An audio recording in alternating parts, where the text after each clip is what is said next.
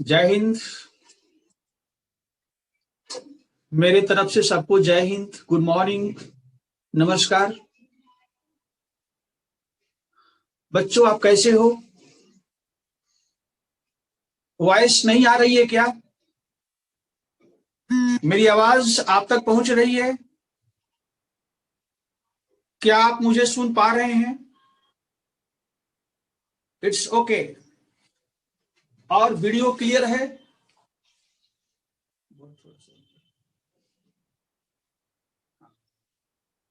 ठीक है। Let us begin this class. शुरू करते हैं हम लोग क्लास को। जैसा कि आप जानते हैं कि पिछले क्लास में हम लोग जिस विषय पर चर्चा कर रहे थे वह था एंग्लो मराठा वॉर के बारे में हम लोग पढ़ रहे थे। आंग्ल मराठा संघर्ष के बारे में हम लोग पढ़ रहे थे। और उस दौरान हम लोगों ने फर्स्ट एंग्लो मराठा वॉर के बारे में हम लोग पढ़ चुके थे। और उसके पश्चात हम लोग सेकेंड एंग्लो मराठा वॉर के बारे में अध्ययन शुरू किए थे। तब तक समय खत्म हो गया था। ठीक है, मुझे याद है। तो आज हम जहां से छोड़े थे वहीं से क्लास को शुरू करेंगे। जहां से छोड़े थे वहीं से क्लास को शुरू करेंगे। ठीक है, यानी कि द्वितीय आंग्ल मराठा संघर्ष, द्वितीय आंग्ल मराठा संघर्ष, जिसका समय था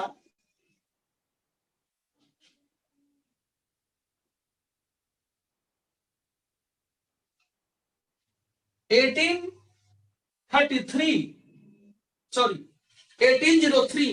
टू 1806, 1803 से 1806। और इसमें मुख्य पार्टी थी एक तरफ ब्रिटिश कंपनी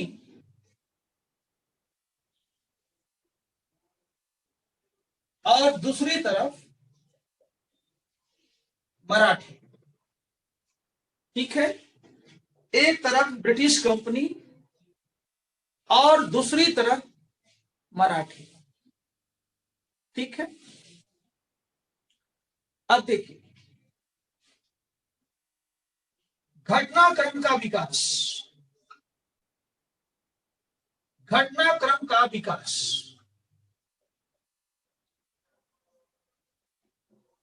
इसके बारे में भी हमने पिछले क्लास में आपको बताया था, घटनाक्रम का विकास। लेकिन एक बार फिर हम यहीं से क्लास को शुरू करेंगे, क्योंकि कहानी बनाने में थोड़ा सा एक समय लगता है। और इसलिए हम चाहते हैं कि जो सेकेंड एंग्लो मराठा वॉर हुआ, हाँ, वहीं से क्लास को शुरू करते हैं। ध्यान दीजिए, बस 2 मिनट का समय दीजिए, सब क्लियर हो जाएगा। देखिए, पिछले क्लास में मैं बताया था कि 1798 में लॉर्ड वेलेस्ली भारत में ब्रिटिश कंपनी का गवर्नर जनरल बनकर आया था। गवर्नर जनरल बनकर के आया था। और यह व्यक्ति साम्राज्यवादी था, यह अत्यंत साम्राज्यवादी था, यह अत्यंत साम्राज्यवादी था। आने के बाद, भारत में आगमन के बाद इसका एक ही उद्देश्य था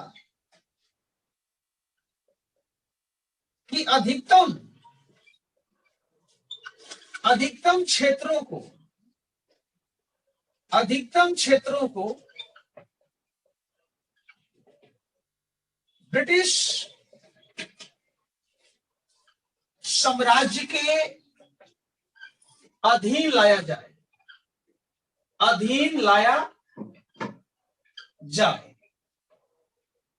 भारत में आगमन के बाद इसका एक ही उद्देश्य था कि अधिकतम क्षेत्रों को ब्रिटिश साम्राज्य के अधीन लाया जाए, और इसके लिए इसने एक बहाना खोज लिया। अपने उद्देश्य को प्राप्त करने के लिए एक बहाना खोज लिया, और उसको हम कहते हैं सहायक संधि। उसको हम कहते हैं सहायक संधि। उसको हम कहते हैं सहायक संधि। अब सवाल ये पैदा होता है कि सहायक संधि है क्या? तो बच्चों, सबसे पहले आज हम सहायक संधि के बारे में ही आपको बताते हैं, और फिर उसके बाद हम एंग्लो मराठा वॉर से हम जुड़ जाएंगे। तो ध्यान रखना बच्चों, यहां पर हमें दो लाभ होने वाला है। यहां पर हमें दो तरह से लाभ होगा। पहला कि हम लोग सेकेंड एंग्लो मराठा वॉर के बारे में पढ़ लेंगे, और दूसरा कि हम लोग सहायक संधि के बारे में भी पढ़ लेंगे। मेरा कहने का मतलब है कि दोनों से दो तरह के क्वेश्चन आएंगे, तो क्यों नहीं हम एक तीर से दो निशाना लगाते हैं, एक सहायक संधि पर और दूसरा सेकेंड एंग्लो मराठा वॉर पर। तो आप हेडिंग डालिए सहायक संधि, थोड़ा सा हट करके, क्योंकि ये थोड़ा सा अलग है। ये सेकेंड एंग्लो मराठा वॉर से थोड़ा सा अलग है। हेडिंग डालिए सहायक संधि।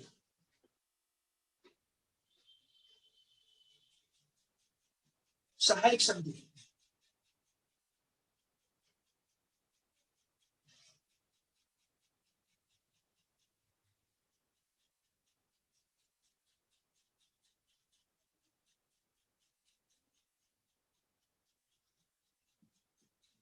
सहायक संधि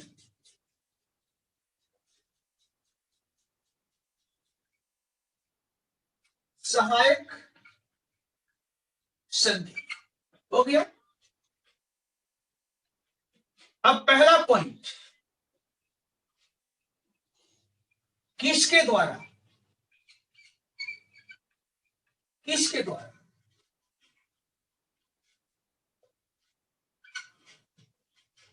दूसरा पॉइंट, कब? तीसरा पॉइंट, उद्देश्य। चौथा पॉइंट, प्रावधान। पांचवा पॉइंट, लाभ। और छठा पॉइंट, इससे बनने वाले प्रश्न। इससे बनने वाले प्रश्न, यानी 6 पॉइंट हमारे पास हो गया। किसके द्वारा, कब और कहां? कब और कहां? कब और कहां? तीसरा उद्देश्य, चौथा प्रोविजन, प्रावधान, पांचवा लाभ, छठा इसका प्रभाव। ध्यान से सुनिए और ध्यान से लिखिए, बिल्कुल आराम से। सहायक संधि सबसे पहले फ्रांसीसी फ्रांसीसी कंपनी का गवर्नर डुप्ले डुप्ले के दिमाग में आया। डुप्ले के दिमाग में आया। डुप्ले के दिमाग में आया। सबसे पहले फ्रेंच गवर्नर डुप्ले के दिमाग में आया जब उसके द्वारा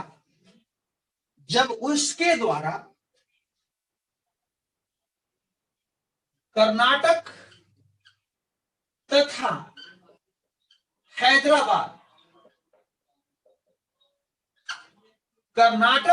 हैदराबाद के शासकों को कर्नाटक तथा हैदराबाद के शासकों को उनसे धन प्राप्त करके, उनसे धन अथवा क्षेत्र प्राप्त करके, उनसे धन अथवा क्षेत्र प्राप्त करके उनको सैन्य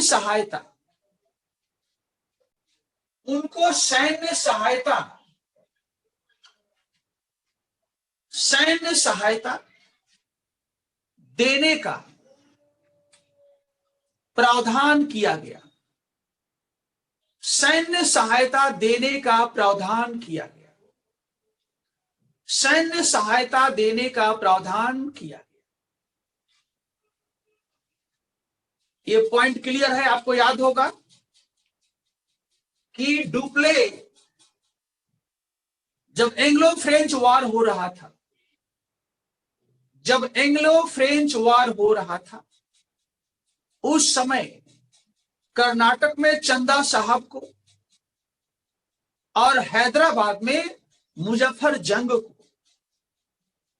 दोनों को सैन्य सहायता देने का वायदा किया था और उसके बदले में उन दोनों शासकों से धन प्राप्त किया था और क्षेत्र प्राप्त किया था। आपको याद होगा। यानी भारत में सहायक संधि से संबंधित विचार सबसे पहले फ्रेंच गवर्नर डुप्ले के दिमाग में आया था। सबसे पहला व्यक्ति था। इस बात को ध्यान में रखना। He was the first man. Duplé was the first man who thought about subsidiary alliance in India. Hindustan में पहला व्यक्ति जो सब्सिडरी अलायंस के बारे में सोचा। अगला पॉइंट उसी में लिखना है। अगला पॉइंट मतलब पैरा बदल करके।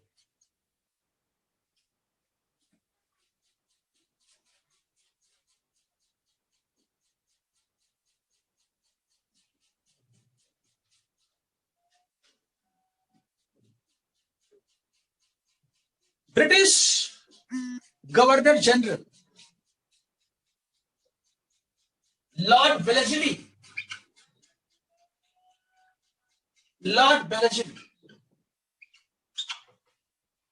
British governor general Lord Wellesley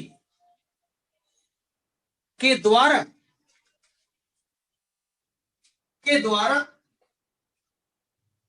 सहायक संधि के विचारधारा को भारत में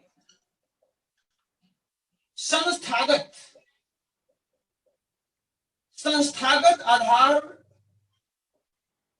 प्रदान किया गया। British governor general Lord Wellesley के द्वारा सहायक संधि के विचारधारा को भारत में संस्थागत आधार प्रदान किया गया। ये बात आपको समझ में आया? संस्थागत का मतलब होता है कि डुप्ले ने सहायक संधि के बारे में सोचा था, ठीक है, लेकिन डुप्ले के द्वारा सहायक संधि के संदर्भ में कोई विशेष क्रिया पद्धति, एक विशेष कार्यक्रम, एक विशेष पॉलिसी का विकास नहीं किया गया था। बस ऐसे उसने कर दिया। लेकिन लॉर्ड वेलेस्ली ने क्या किया? इसने सहायक संधि को एक नीति बना दिया, इसको पॉलिसी बना दिया। का मतलब क्या हुआ बच्चों? का मतलब हुआ कि idea became an established policy. पढ़िए इसको, idea became an established policy, यानी विचार जो है एक स्थापित नीति बन गई। विचार यहां तक नहीं रही, वह एक स्थापित नीति हो गई, एस्टैब्लिश पॉलिसी बन गई। और इससे क्रेडिट किसके पास है? इसके लिए क्रेडिट लॉर्ड वेलेस्ली के पास है। यानी हमारा पहला पॉइंट फिनिश हो गया। किसके द्वारा यह पॉइंट फिनिश? इसका उत्तर इतना ही है, एकदम सटीक उत्तर, टू द पॉइंट। इसमें थोड़ा भी बात को बढ़ाने का, चढ़ाने का प्रयास नहीं किया गया है।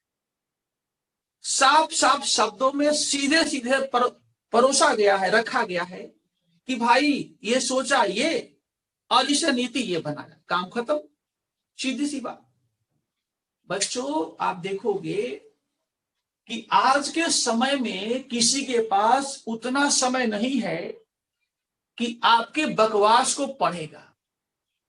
हाँ, बकवास को पढ़ लेगा, उसका दिमाग और खराब हो जाएगा।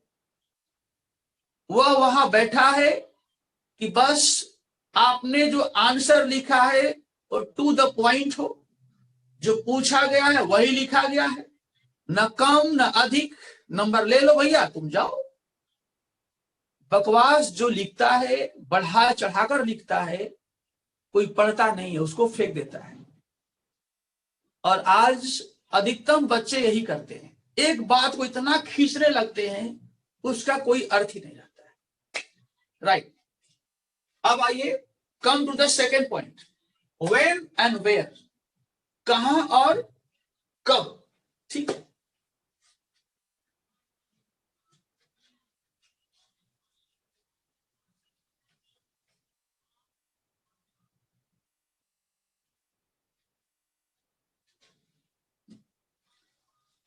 ध्यान दीजिए। पहले हम लेते हैं कब और कहां, दोनों साथ साथ लेते हैं।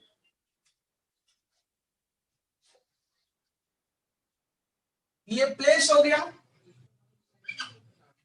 और ये डेट, ये प्लेस हो गया और ये समय हो गया, डेट, टाइम, ये टाइम हो गया, ये प्लेस और ये टाइम। पहला हैदराबाद, टाइम 1798।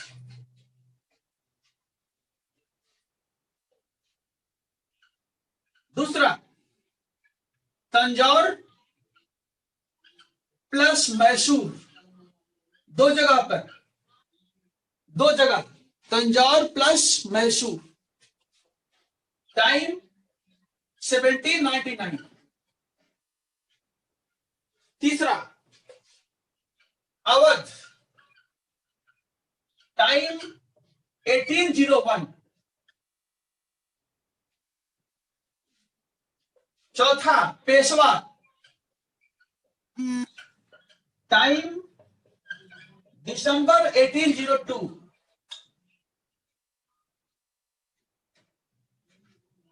हम लोग का ये दूसरा पॉइंट भी फिनिश हो गया, ये भी फिनिश, ए भी हो गया फिनिश। यानी हमने 6 में 2 घटा दिया, मेरे पास 4 बचा। ठीक है, ओके। अब आपको एक काम करना है, देखिए केवल मैं ही नहीं करूंगा, आपको भी करना होगा। नीतीश पाठक, आप मुझे सुन रहे हैं? जवाब दीजिए। आप बहुत प्रिय है मेरा, ठीक है। तो पाठक जी मेरी बात को सुनिए। पाठक जी आपको क्या करना है, सारे बच्चों को आपको मैप बनाना है। क्या करना है? मैप। आपको एक इंडिया का मैप बनाना है, अभी बना लीजिए इंडिया का मैप। और उस मैप में जो जो प्लेस को हमने यहां पर बताया है, इंडिया के मैप बना करके बना लिया, तो जो जो प्लेस को हमने दर्शाया है उसको लोकेट कर दीजिए। उस मैप में इन स्थानों को आप शो करिए, शो, ठीक है ना? ये हैदराबाद हो गया, ये अवध हो गया, ये मैसूर हो गया, तंजौर हो गया, इन सबको लोकेट करना है। ये आप लोग करेंगे, हम नहीं करेंगे, ठीक है? अरे भाई इतना तो मैप आपको बनाने आता होगा, सारे बच्चे मैप बनाना जानते होंगे। आराम से मैप बना लो और इन प्लेस को लोकेट कर दो।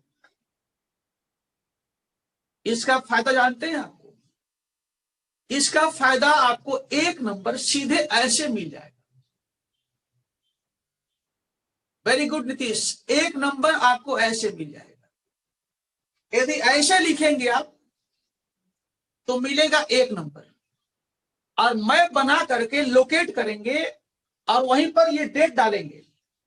मैप बना करके लोकेट करके और वहीं पर टाइम शो करेंगे, तो आपको नंबर कितना मिलेगा? 1.5 नंबर, यानी आधा नंबर आपको ऐसे घलुआ में मिल जाएगा।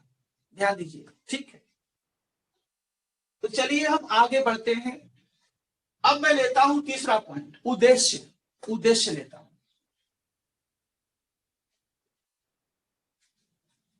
उद्देश्य।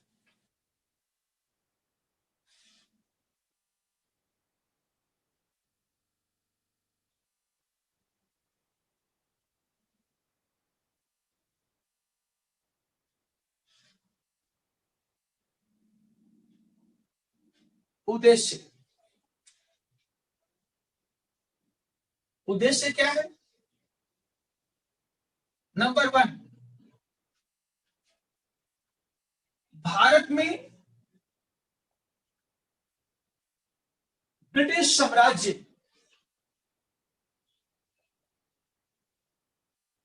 का विस्तार। भारत में ब्रिटिश साम्राज्य का विस्तार, भारत में ब्रिटिश साम्राज्य का विस्तार, ये पहला उद्देश्य। दूसरा, दूसरा उद्देश्य है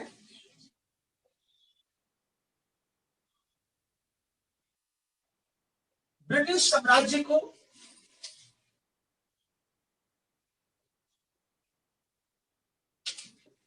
विदेशी आक्रमण से सुरक्षा प्रदान करना। सुरक्षा, इसका दो उद्देश्य हो। पहला, भारत में ब्रिटिश साम्राज्य का विस्तार, और दूसरा,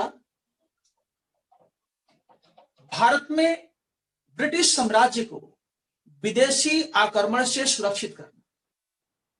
विदेशी आक्रमण से सुरक्षित करना, इसका उद्देश्य है। ठीक है, उद्देश्य बिल्कुल स्पष्ट है, राइट? आप देखिए अगला पॉइंट, इसका प्रावधान। अगला पॉइंट है इसका प्रावधान, इसका क्या क्या प्रोविजन है। ठीक है, अब यहां पर थोड़ा सा हम चाहते हैं कि आपको थोड़ा सा हम एक हिंट दे दें यहां पर, जो सेकेंड ऑब्जेक्टिव है कि विदेशी आक्रमण से सुरक्षा का तात्पर्य क्या है। देखिए, इसका उत्तर साफ है।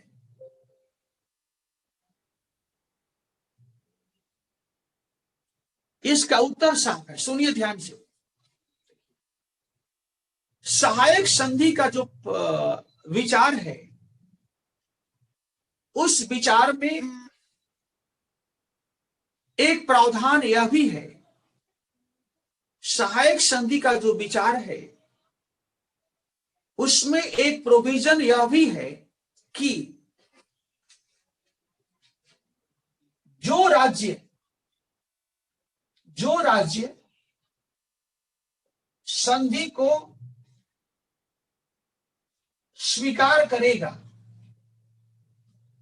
जो राज्य संधि को स्वीकार करेगा, उसे अपना विदेश नीति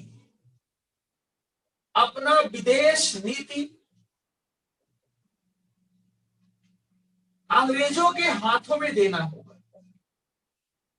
अंग्रेजों के हाथों में देना होगा। हाथों में देना होगा। हाथों में देना होगा। जो स्टेट इस संधि को स्वीकार करेगा वह अपना फॉरेन पॉलिसी, अपना विदेश नीति अंग्रेजों के हाथों में दे देगा।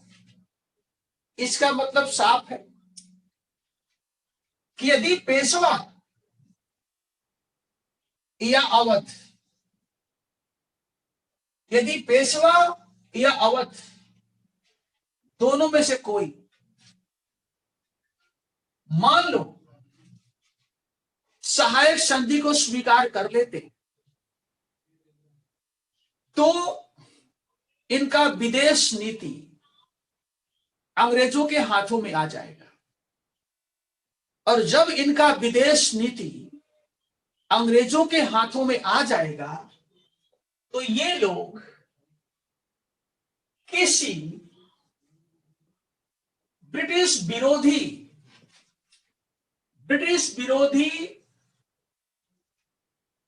शक्ति से, ब्रिटिश विरोधी शक्ति से संधि नहीं कर सकते। संधि नहीं कर सकते। सोचिए, बिल्कुल सिंपल है कि जब आप दोनों अपना विदेश नीति ब्रिटिश कंपनी के हाथों में दे देंगे तो आप मेरे खिलाफ किसी अन्य शक्ति से संधि आप नहीं कर सकते। यानी आप मेरे खिलाफ कोई एंटी ब्रिटिश अलायंस, आप मेरे खिलाफ कोई एंटी ब्रिटिश अलायंस नहीं बना सकते। ध्यान दीजिएगा, ठीक है। और जब एंटी ब्रिटिश अलायंस नहीं बना सकते हैं तो फिर मेरा काम चलता रहेगा। इट्स ओके, ठीक है, राइट। अगला पॉइंट है कि जो सहायक संधि का जो विचार है, विचारधारा है, उसका मुख्य प्रावधान क्या क्या है, उसमें मेन प्रोविजंस क्या क्या रखे गए। तो हेडिंग डालिए, सहायक संधि का मुख्य प्रावधान। सहायक संधि का मुख्य प्रावधान।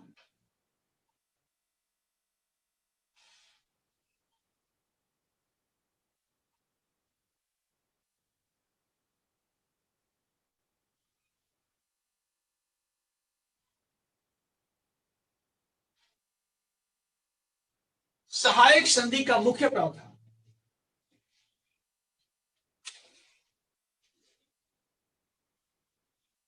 सहायक संधि का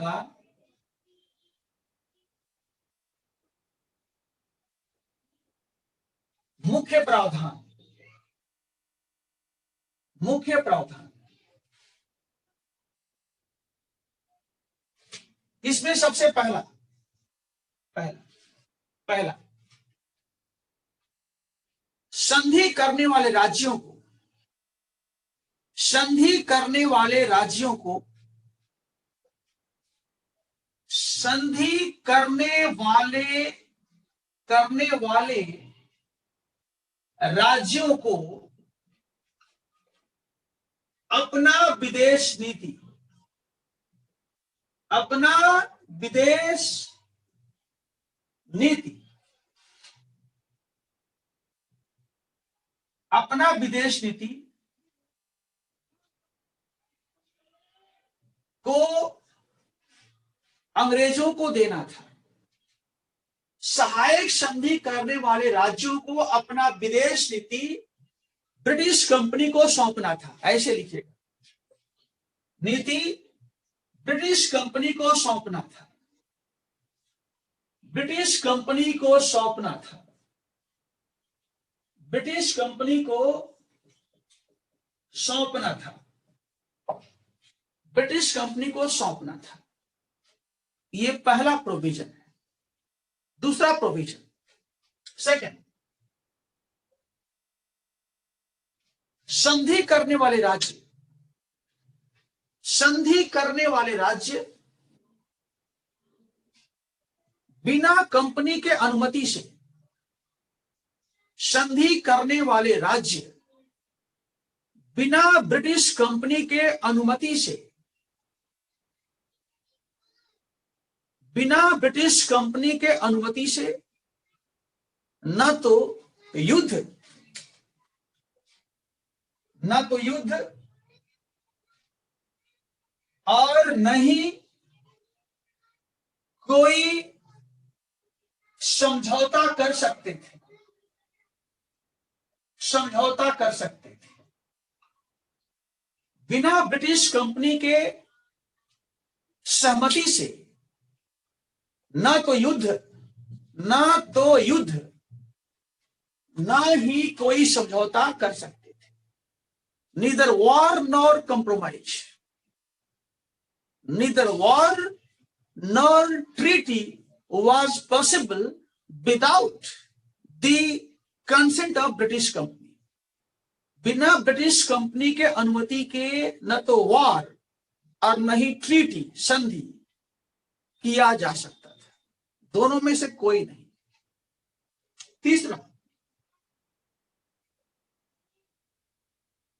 संधि करने वाले राज्यों को,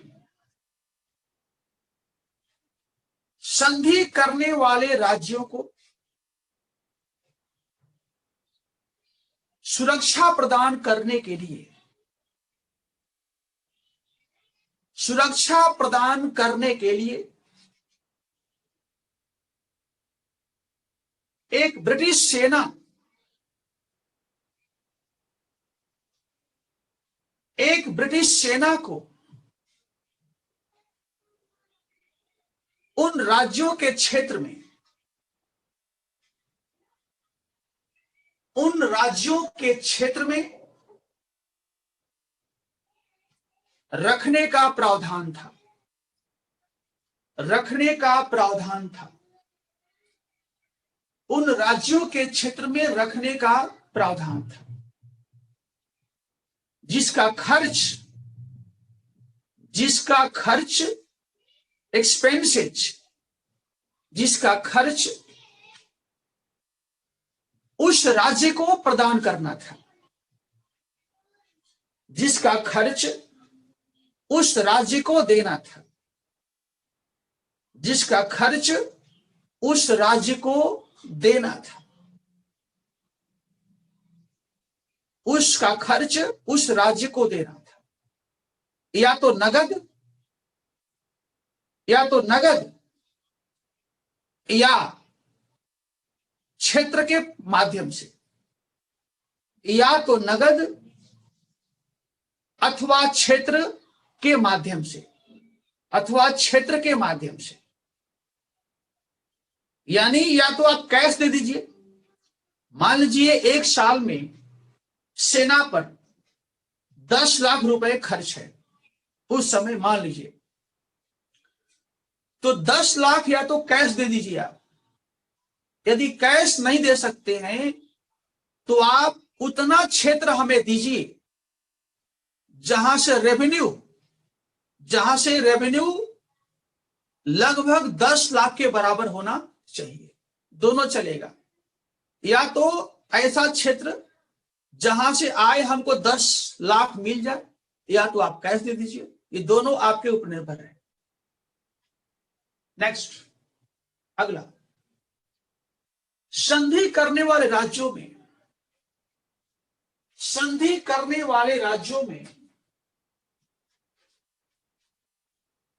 ब्रिटिश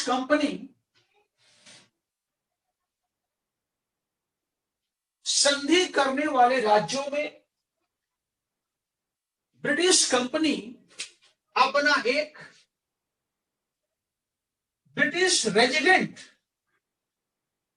ब्रिटिश रेजिडेंट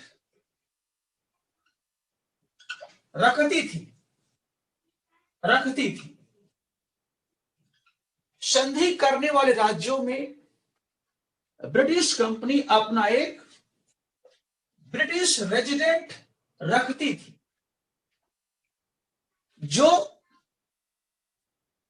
उस राज्य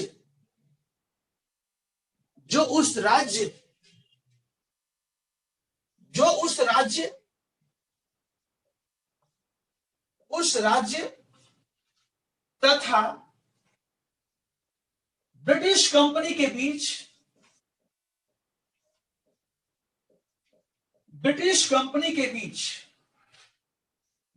कंपनी के बीच एक एजेंट के रूप में काम करता था, जो उस राज्य तथा ब्रिटिश कंपनी के बीच एक एजेंट के रूप में काम करता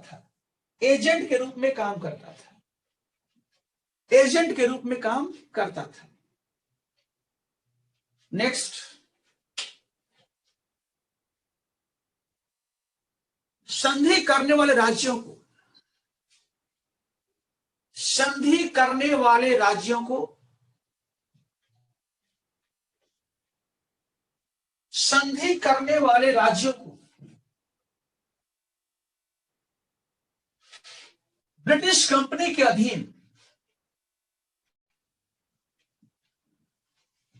ब्रिटिश कंपनी के अधीन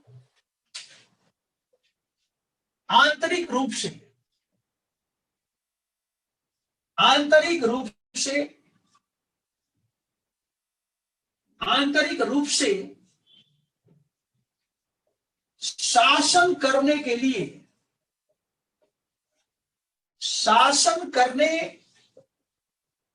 के लिए स्वतंत्रता प्राप्त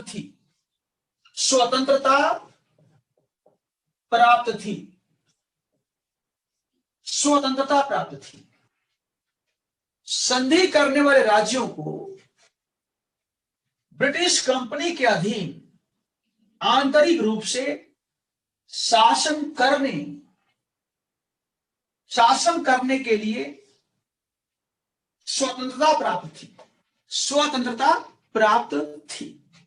यानी इसको कह सकते हैं हम इंटरनल ऑटोनॉमी।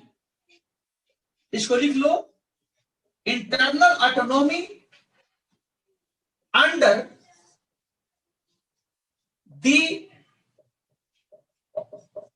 British company.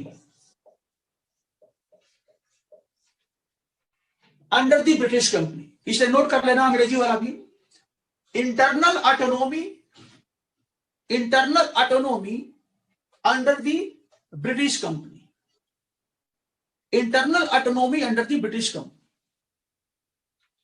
ठीक है, इसका मतलब हुआ कि आप शासन प्रशासन करने के लिए आप स्वतंत्र हैं। आप शासन प्रशासन करने के लिए you are free.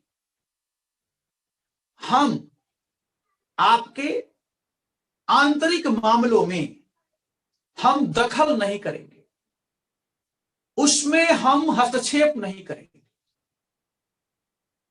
You are free to make your law and regulations, you are free to carry your administration, उसमें हमारा कोई भी हस्तक्षेप नहीं होगा।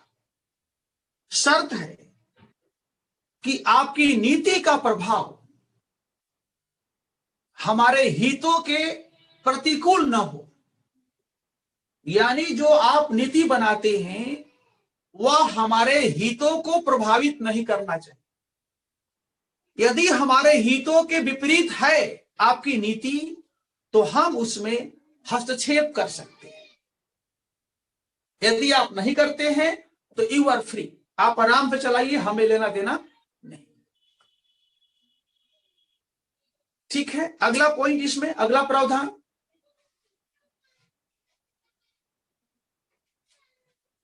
अगला प्रावधान नोट करिए। संधि करने वाले राज्यों को, संधि करने वाले राज्यों को, संधि करने वाले राज्यों को अपनी सेवाओं में, संधि करने वाले राज्यों को अपनी सेवाओं में ऐसे व्यक्तियों को नहीं रखना होगा। संधि करने वाले राज्यों को अपनी सेवाओं में ऐसे व्यक्तियों को नहीं रखना होगा जिनका देश का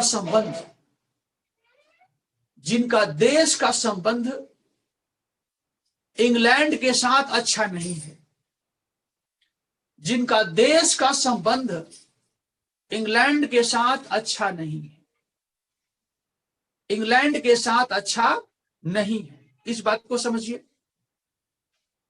जैसे मान लो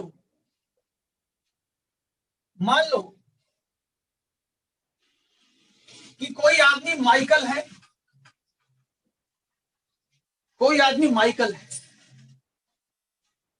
और माइकल कहां का रहने वाला है? फ्रांस का। माइकल फ्रांस का रहने वाला है और यह काम करना चाहता है कहां पर? हैदराबाद। ये हैदराबाद के निजाम के यहां नौकरी करना चाहता है। Michael, he was a French, और वह हैदराबाद के निजाम के यहां काम करना चाहता है। तो निजाम चूंकि संधि किया है, कौन सा? सहायक संधि। निजाम ने चूंकि सहायक संधि के प्रस्ताव को स्वीकार किया है, तो सहायक संधि के प्रावधान के अनुसार निजाम अपने यहां माइकल को सेवा नहीं देगा, अपने यहां माइकल को नौकरी नहीं देगा, क्योंकि जो माइकल है उसका देश फ्रांस है, और फ्रांस का और इंग्लैंड का जो संबंध है वह अच्छा नहीं है, दोनों विरोधी हैं। और प्रावधान यही कहता है कि आप अपनी सेवाओं में किसी ऐसे व्यक्ति को नहीं रखेंगे जिसका देश का संबंध इंग्लैंड से अच्छा नहीं है। तो ये सहायक संधि का प्रावधान थे। ये सारे क्या थे? सहायक संधि के प्रावधान। ठीक है, अब आइए, अब अगला हमारा बिंदु होगा इसका प्रभाव क्या हुआ, इसका क्या प्रभाव पड़ा। तो आइए हम बताते हैं प्रभाव। जो सहायक संधि है उसका क्या प्रभाव पड़ा। अब देखिए, अब अब जहां तक प्रभाव की बात है, तो आप प्रभाव को कैसे दिखाएंगे, प्रभाव का उल्लेख कैसे करेंगे? देखिए, चूंकि संधि जो हुई है, जो संधि हुई है उसमें दो लोग हैं, एक ब्रिटिश है, एक ब्रिटिश कंपनी है, और दूसरा है भारतीय राज्य। भारतीय राज्य बेहतर तरीका यही है बच्चों, क्योंकि संधि में दो लोग हैं, टू पर्सन संधि में, तो जब हम प्रभाव की बात करेंगे तो हम दोनों को देखेंगे ना भाई। जब हम प्रभाव की बात करेंगे तो संधि दो लोगों में हुई है, तो हम दोनों के ऊपर देखेंगे कि इसका प्रभाव इस पर क्या पड़ा और इसका प्रभाव इस पर क्या पड़ा। यह साइंटिफिक तरीका है। यदि हम केवल इसको बताएंगे तो हमारा आंसर अधूरा हो जाएगा। तो क्या करेंगे, हम एक बीच में ऐसे लाइन खींच देंगे, बीच में एक लाइन खींच दिए, इधर हो गया ब्रिटिश कंपनी और इधर भारतीय राज्य। अब इसके बारे में लिखेंगे, यहां क्या प्रभाव पड़ा। यानी सहायक संधि ने ब्रिटिश कंपनी को क्या दिया, ब्रिटिश कंपनी सहायक संधि से कितना लाभान्वित हुई या लॉस हुआ या लाभ हुआ, दोनों को देखेंगे। तो यहां हम लिखेंगे सबसे पहले कि विदेशी आक्रमण से सुरक्षा, विदेशी आक्रमण से सुरक्षा, पहला फायदा विदेशी आक्रमण से सुरक्षा। यानी अब फ्रांस का या रूस का भारत पर आक्रमण नहीं होगा, भारत पर आक्रमण नहीं होगा। ठीक है। दूसरा,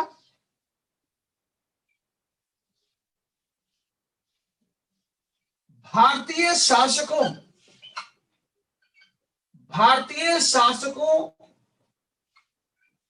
के धन से, भारतीय शासकों के धन से ब्रिटिश कंपनी को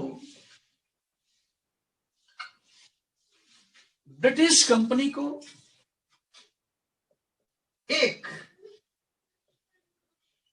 निशुल्क सेना मिल गई, सेना मिल गई।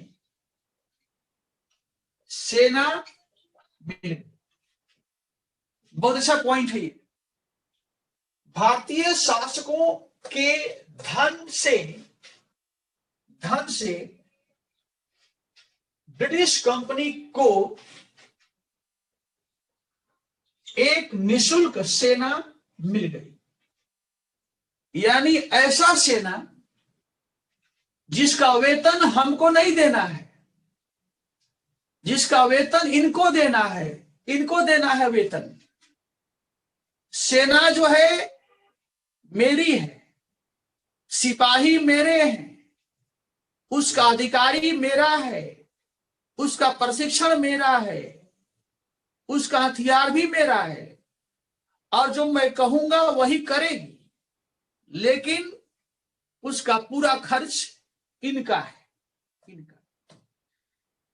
यानी ऐसी सेना दुर्भाग्यपूर्ण है, ऐसी सेना जिसका खर्च ये लोग देते हैं और इनके खिलाफ हम सेना को यूज कर सकते हैं। ये देखिए, सेना का पूरा रख रखाव में जो पैसा लगता है वह इनका है, लेकिन पॉलिसी कितना बढ़िया है कि उस सेना को हम इनके खिलाफ ही यूज कर सकते। दिमाग देखिए कितना तेज दिमाग है उसका। और तीसरा पॉइंट, इसमें तीसरा पॉइंट देखिए, तीसरा पॉइंट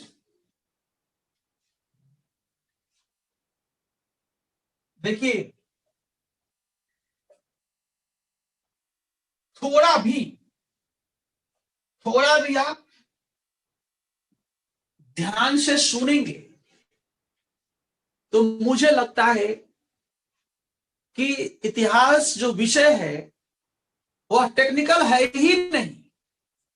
इसमें कहीं दिमाग लगाना नहीं है कि ये ए कहां से आ गया, ये बी कहां से आ गया, ये होल स्क्वायर कहां से आ गया, ये साइन थीटा, कॉस थीटा, ये टैन थीटा कहां से आ गया।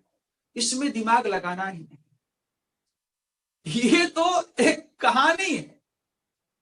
यानी पहले क्या हुआ, हम कैसे गुलाम हुए, हम कैसे आजाद हुए, ये तो कहानी है। इसमें दिमाग लगाना नहीं है ना।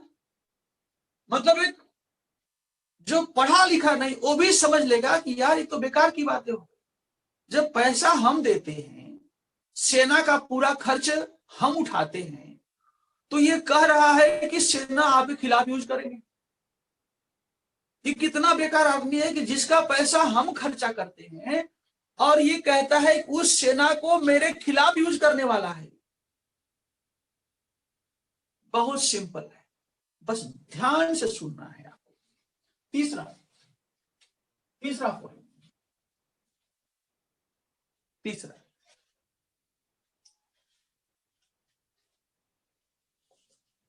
ब्रिटिश कंपनी की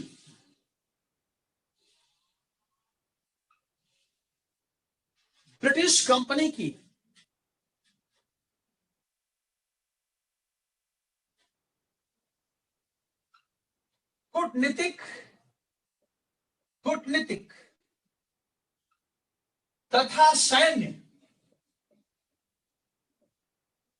सीमा उसके राजनीतिक सीमा से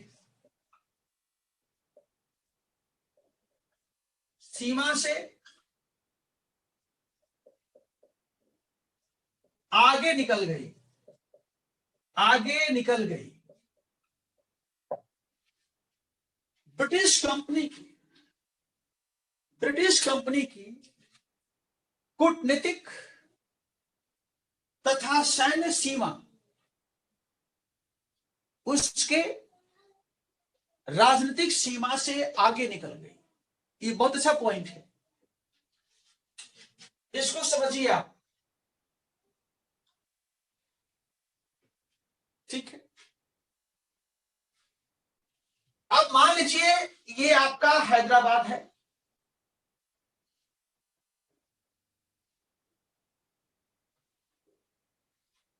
ये मैसूर हो गया, ये मराठा हो गया, ये यहां पर ये अवध हो गया। अब देखिए, अब इसको पढ़िए आप, इसको पढ़िए। ये क्या कह रहा है, ये कह रहा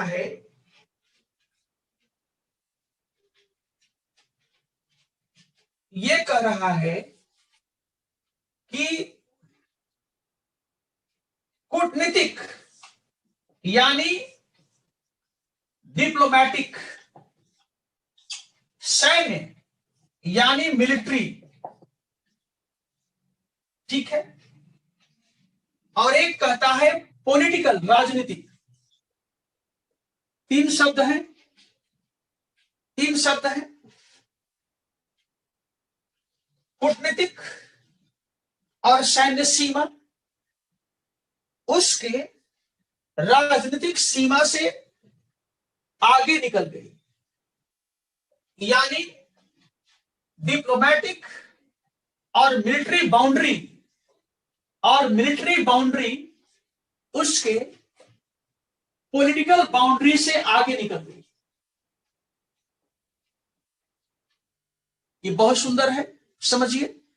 अब देखिए, ब्रिटिश कंपनी ने हैदराबाद के निजाम के साथ सहायक संधि कर लिया। यहां पर उसका एक एजेंट हो गया, ब्रिटिश रेजिडेंट यहां बैठ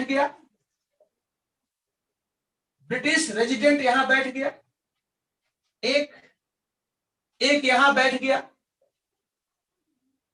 एक यहां बैठ गया, एक यहां बैठ गया, ठीक। लेकिन ये चारों जगह में किसी पर भी ब्रिटिश सरकार का अपना रूल नहीं। ये चारों में ब्रिटिश सरकार का अपना शासन नहीं। जैसा कि बंगाल में है, जैसा कि बंगाल में है, जैसा कि बिहार में है, वैसा शासन इन राज्यों में नहीं है। और जब तक आपका शासन प्रत्यक्ष रूप से किसी राज्य में स्थापित नहीं होगा, तब तक हम उसे राजनीतिक नहीं कह सकते। लेकिन इन चारों राज्यों में हमारा रेजिडेंट बैठा है, हमारा एक दूत बैठा है, हमारी सेना भी वहां पर तैनात है। इसका मतलब साफ है कि भले ही ये चारों राज्य प्रत्यक्ष रूप से हमारे राजनीतिक प्रभाव में नहीं है, लेकिन ये चारों राज्य हमारे कूटनीतिक तथा सैन्य प्रभाव में अवश्य है। इसका मतलब यही होगा, और ये यूपीएससी का एक प्रश्न बन जाएगा। इसको आप प्रश्न बना लीजिए, इसको लिखिए, प्रश्न बना करके लिखिए, यहां पर एक क्वेश्चन लिख लीजिए, लिखिए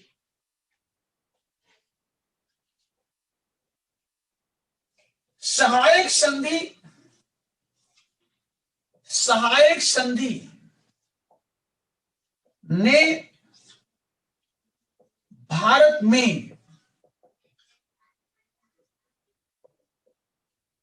ब्रिटिश कंपनी की कूटनीतिक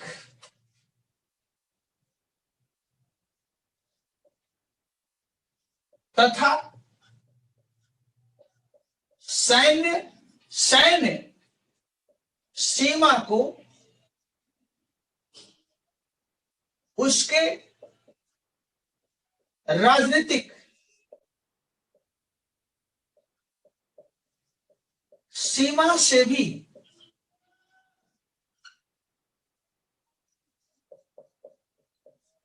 आगे बढ़ा दिया।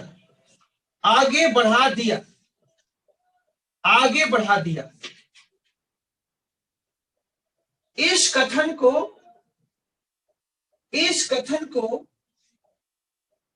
स्पष्ट कीजिए, इस कथन को स्पष्ट कीजिए, इस कथन को स्पष्ट कीजिए, इस कथन को स्पष्ट कीजिए। सहायक संधि ने भारत में ब्रिटिश कंपनी की कूटनीतिक तथा सैन्य सीमा को उसके राजनीतिक सीमा से भी आगे बढ़ा दिया। इस कथन को स्पष्ट कीजिए, इस कथन को स्पष्ट कीजिए। ठीक है, जब इसका आप आंसर लिखेंगे बच्चों, जब इसका आप आंसर लिखेंगे तो सबसे पहले बताएंगे आप कि सहायक संधि किसके द्वारा दिया गया, कब दिया गया, कहां कहां दिया गया और क्यों दिया गया। इतना आप लिखेंगे। इतना लिखने के बाद फिर इस प्रश्न का जो डिमांड है कि कैसे कंपनी की राजनीतिक सीमा से उसका कूटनीतिक एवं सैन्य सीमा आगे निकल गई। ये प्रश्न का मुख्य डिमांड है। अब इसको आप बताएंगे, और इसको बताने के लिए आप जो सहायक संधि का प्रावधान है उसका संक्षेप में उल्लेख देंगे, उल्लेख करेंगे संक्षेप में, और उन प्रावधानों को उल्लेख करने के बाद फिर आप कहेंगे कि इस तरह से हम देखते हैं कि ब्रिटिश कंपनी का जो सैन्य प्रभाव है, जो कूटनीतिक प्रभाव है, वह उसके राजनीतिक प्रभाव से आगे निकल गया। ठीक है। और साथ ही साथ इसमें आप एक मैप का भी प्रयोग करेंगे, मैप का भी प्रयोग करेंगे, जिसमें लोकेट करेंगे कि ये प्लेस यहां पर है, ये प्लेस यहां पर है, ये प्लेस, ऐसे इसका उत्तर लिखा जाएगा। ठीक है।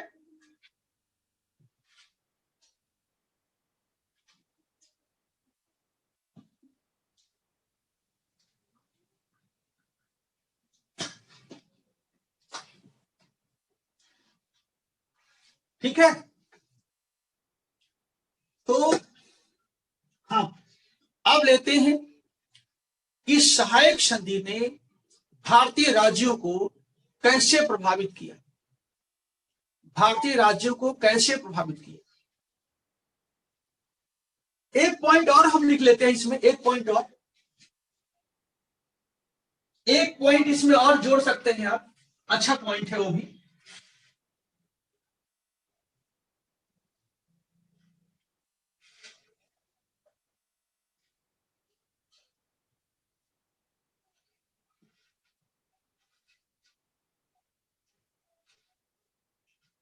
जोड़ लीजिए इसमें, सहायक संधि ने ब्रिटिश कंपनी को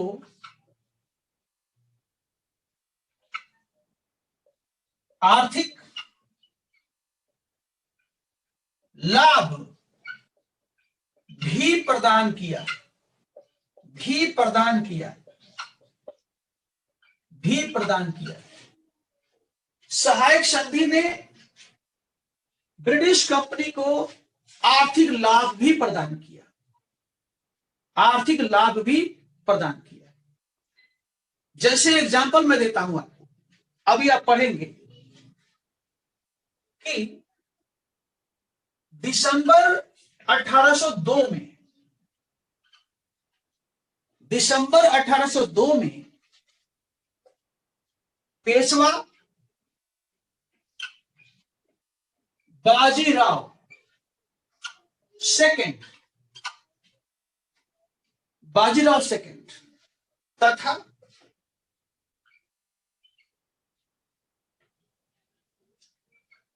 ब्रिटिश कंपनी के बीच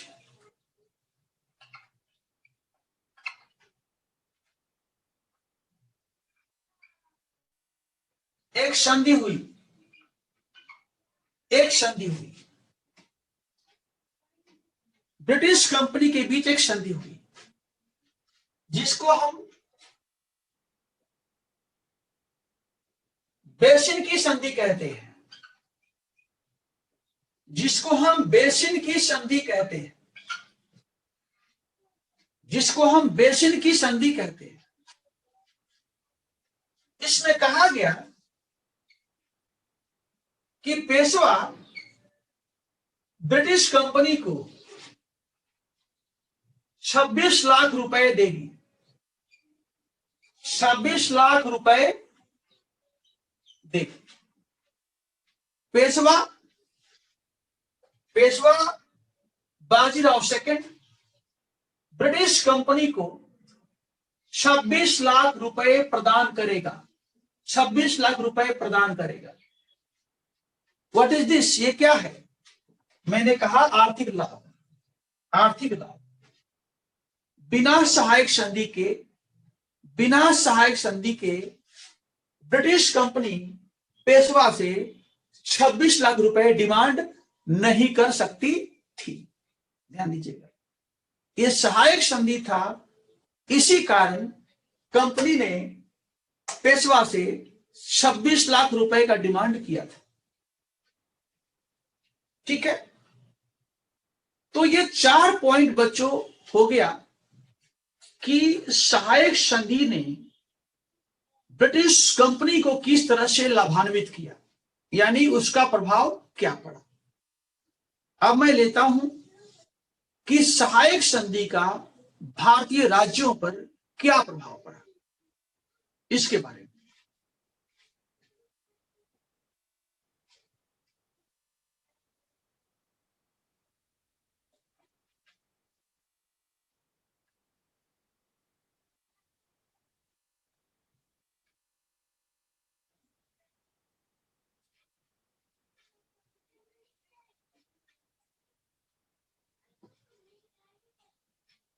राइट।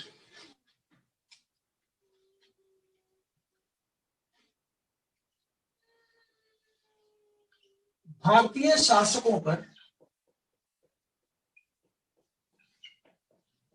सहायक संधि का प्रभाव, भारतीय शासकों पर सहायक संधि का प्रभाव। पहला,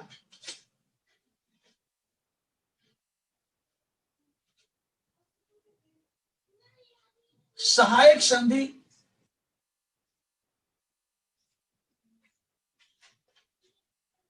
ने भारतीय राज्यों के संप्रभुता को छीन लिया। सहायक संधि ने भारतीय राज्यों के संप्रभुता को छीन लिया, संप्रभुता को छीन लिया। इसका मतलब क्या होगा बच्चों? इसका मतलब है दो you are sovereign, you are sovereign, but you are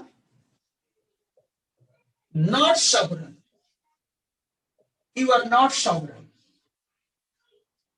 इसका मतलब है कि दो यू आर sovereign, यद्यपि आप संप्रभु हैं, यद्यपि आप संप्रभु हैं, यद्यपि आप संप्रभु हैं, लेकिन सच्चाई क्या है? यू आर नॉट सॉवरन, आप सॉवरन नहीं। ऐसा लगता है, कहने की बात है, ऐसा लगता है कि आप सॉवरन हैं, बट आप सॉवरन नहीं। जिसके हाथ में विदेश नीति नहीं हो, how can we say that he is sovereign? हम कैसे कह सकते हैं वो सॉवरन है? सहायक संधि ने भारतीय राज्यों के संप्रभुता को गिरवी रख लिया। गिरवी, गिरवी मतलब बंधक, छीन लिया। पहला पॉइंट। दूसरा पॉइंट,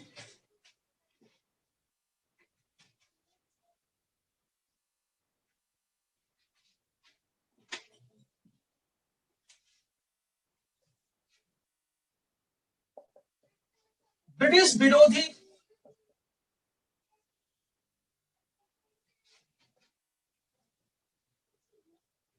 मोर्चे का गठन की संभावना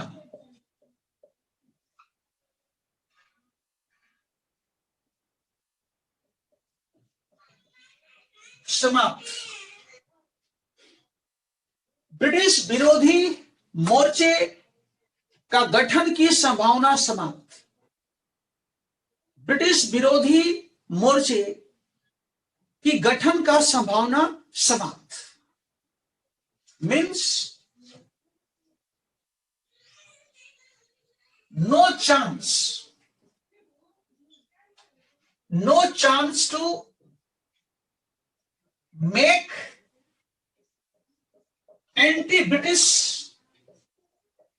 anti-British alliance no chance to make anti British alliance, समाप्त हो गया। जैसे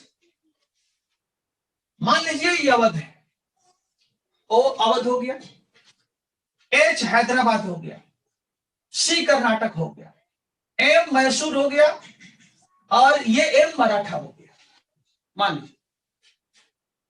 मान लीजिए ये जो कर्नाटक है या हैदराबाद है, तो मान लीजिए हैदराबाद मराठों के साथ या मैसूर के साथ कोई अलायंस बनाना चाहता है। मान लो निजाम मैसूर के साथ या मराठों के साथ कोई संधि करना चाहता है,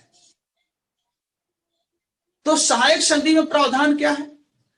सहायक संधि में प्रावधान है कि बिना ब्रिटिश कंपनी के अनुमति के आप न तो वार कर सकते हैं न तो संधि कर सकते हैं। 2 पॉइंट, नो वार नो संधि। और तीसरा मेडिएशन। इसमें 3 शब्दावली है बच्चों, इसमें 3 शब्दावली है। देखिए, इसका मतलब है यह अवध हो गया, यह हैदराबाद हो गया, और ये मैसूर हो गया, और ये मराठा हो गया, और सबने सहायक संधि को स्वीकार कर लिया है। तो सहायक संधि का जो प्रावधान कहता है, क्या कहता है? War, treaty, मेडिएशन।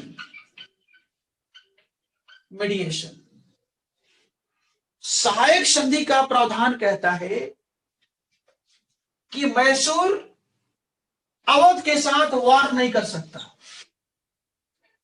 मैसूर अवध के साथ कोई वार नहीं कर सकता, अवध मैसूर के साथ कोई वार नहीं कर सकता, मैसूर अवध के साथ कोई ट्रीटी नहीं कर सकता, अवध मैसूर के साथ कोई ट्रीटी नहीं कर सकता।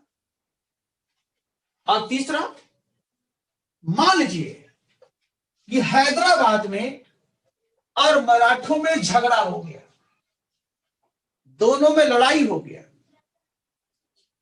तो लड़ाई के बाद दोनों के बीच जो बातचीत होगी, समझौता होगा, उसका मीडिएशन कौन करेगा?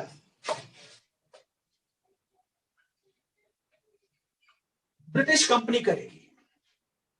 मतलब आप जीरो हैं, तीनों काम वही करेगी।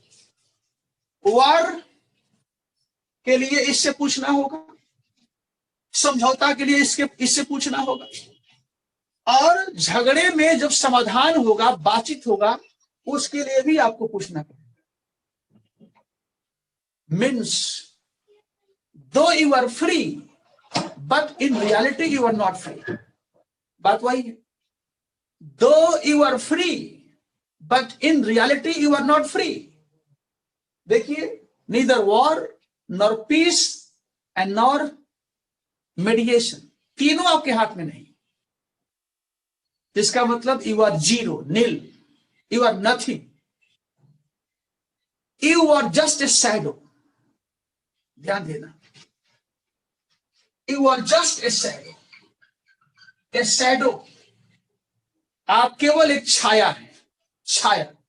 जैसे मैं चल रहा हूं, अब मेरे पीछे मेरी छाया चल रही है, मैं फिर पीछे आया तो छाया मेरी और पीछे चली गई। उसमें मैं रियल हूं, मेरी छाया रियल नहीं है। बात वही है यहां पर। It's clear? ठीक है, अब मैं अगला पॉइंट लेता हूं।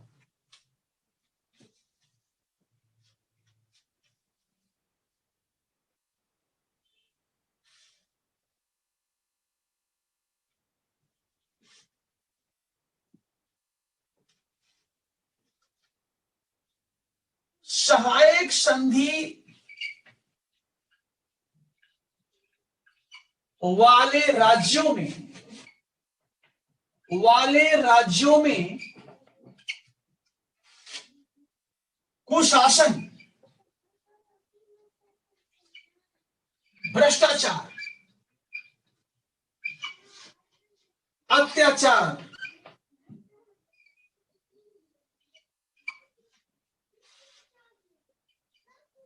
लूटमार एक सामान्य प्रवृत्ति बन गई।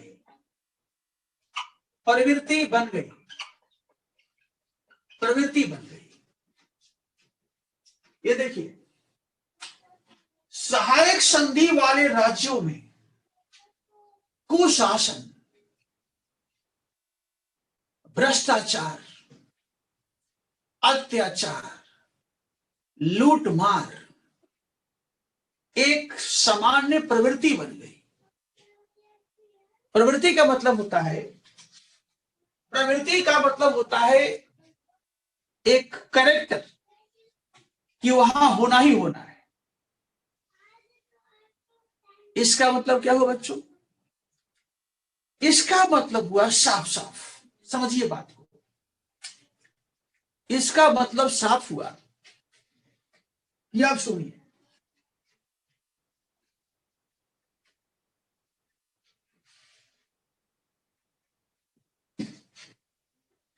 मान लीजिए हैदराबाद है, सॉरी अवध है। हैदराबाद को भी ले सकते हैं, अवध को लेते हैं, अवध है, ठीक है, हाँ अवध है। अब ब्रिटिश कंपनी ने कहा, अवध के नवाब से ब्रिटिश कंपनी ने कहा, अवध के नवाब से ब्रिटिश कंपनी ने कहा कि सुनो, तुम सहायक संधि को स्वीकार कर लो, सहायक संधि को तुम स्वीकार कर लो, मान लो। तो नवाब ने कहा इससे हमको क्या फायदा होगा? सहायक संधि हम मान लेंगे तो हमें क्या फायदा होगा? तो ब्रिटिश कंपनी ने नवाब से कहा कि फायदा यह होगा कि तुम्हारे ऊपर कोई एक्सटर्नल यानी बाहरी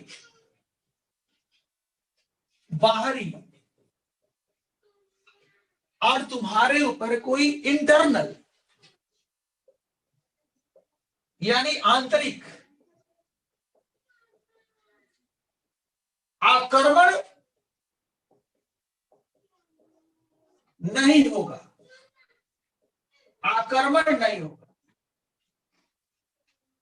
तुम स्वीकार कर लोगे तो तुम्हारे ऊपर कोई बाहरी या भीतरी आक्रमण नहीं होगा। और यदि होगा तो हम लोग तुमको सुरक्षा प्रदान करेंगे। यदि होगा तो हम लोग तुमको सुरक्षा प्रदान करेंगे। अब क्या हुआ? जब नवाब जान गया कि अब हमको कोई डर नहीं है, जब नवाब को यह महसूस हो गया कि अब हमें कोई डर नहीं है, यदि हमारे खिलाफ हमारी प्रजा विद्रोह करेगी, उस समय भी ब्रिटिश कंपनी सहायता करेगी। और यदि हमारे ऊपर कोई बाहर से आक्रमण करेगा तो भी ब्रिटिश कंपनी हमें सहायता देगी। जैसे नवाब को लगा कि ये तो बहुत अच्छी बात है, अब वह भोग विलास में लग गया। नवाब शासन को छोड़ दिया, भोग विलास में लिप्त हो गया। अत्याचार हो रहा है, कुशासन बढ़ रहा है, अराजकता फैली हुई है, लूटपाट हो रहा है। लेकिन उसका देखभाल करने वाला कोई नहीं है। ठीक है, उसका देखभाल करने वाला कोई, कहने का नवाब है लेकिन वो है कहां? वो नहीं है।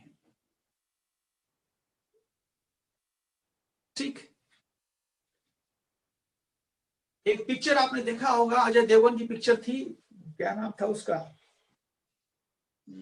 जिसमें वो बताता है लास्ट में सारे पुलिस वाले इकट्ठा हो जाते हैं, वहां डीजीपी भी रहता है, और जो वो बदमाश रहता है, पॉलिटिशियन है, वो कहता है अरे डीजीपी तू यहाँ बैठा है, ये सिपाही इतना बोल रहा है, कोई कहता है टांग काट दो, कोई कहता है नाक काट दो, कोई कहता है फेंक दो। सिंघम, सिंघम पिक्चर है, सिंघम। तो डीजीपी आराम से सोफा पर बैठा है और सोफा पर बैठ करके कह रहा है कि अरे यहाँ डीजीपी है कहां, वो तो सो गया है, वो तो आराम कर रेस्ट कर रहा है। वही बात यहाँ पे, ठीक है। तो ये आपका भारतीय राज्यों पर इसका प्रभाव है। It's okay. अब आइए, इस टॉपिक से क्या क्या सवाल और बन सकते हैं वो मैं आपको बताने जा रहा हूं, उसको नोट करिएगा। और जो मैं सवाल लिखने जा रहा हूं वो बहुत प्यारा सवाल है, बहुत सुंदर सवाल है। अब मुझे लगता है कि आप लोगों में से बहुत सारे बच्चे इतना आसानी से उसका उत्तर नहीं लिख पाएंगे, दिमाग लगाएंगे तो उत्तर निकल जाएगा। तो उसे आप नोट कर लीजिए।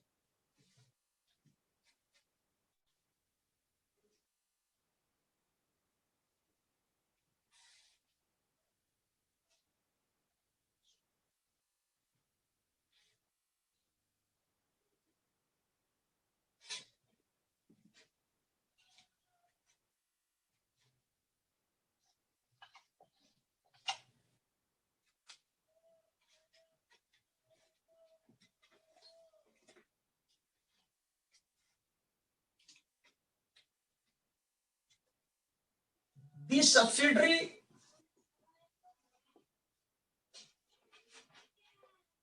alliance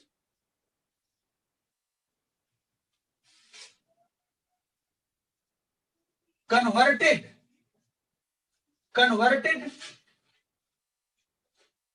the British Empire in India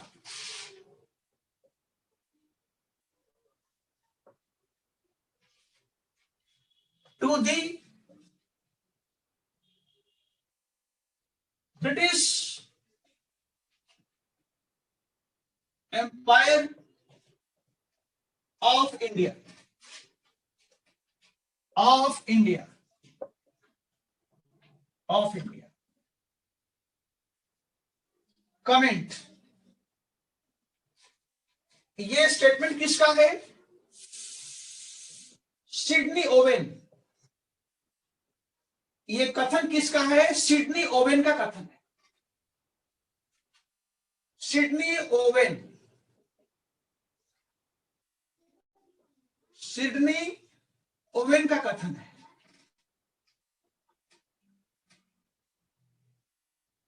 note कर लीजिए, फिर हिंदी बताते हैं।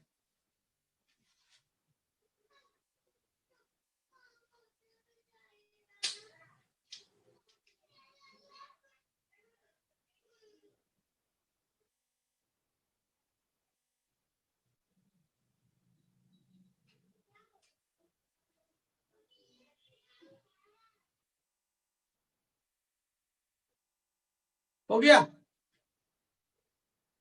देखिए, इसका हिंदी है, सहायक संधि ने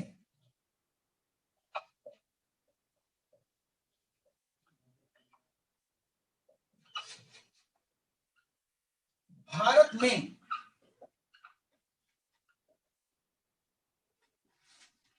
ब्रिटिश साम्राज्य को भारत का ब्रिटिश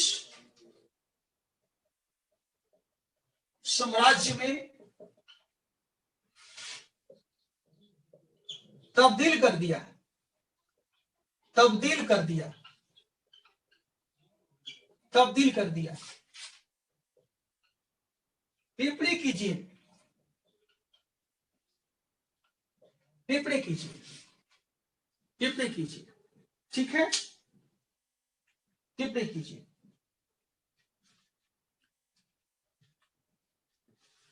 देखिए,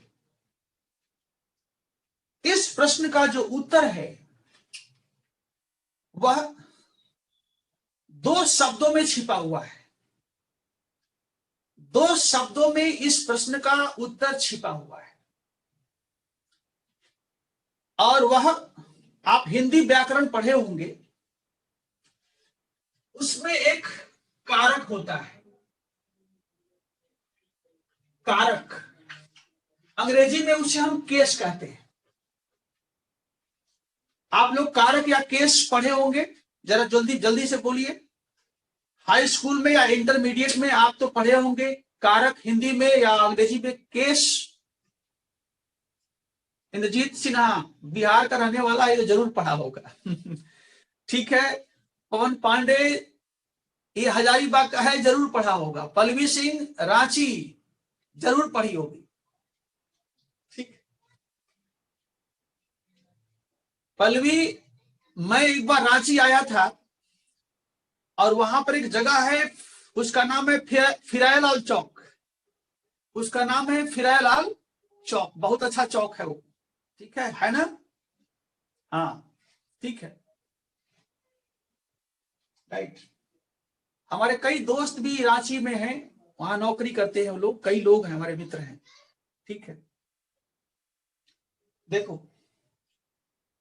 तो इस प्रश्न का जो उत्तर है वो छिपा हुआ है कहां पर?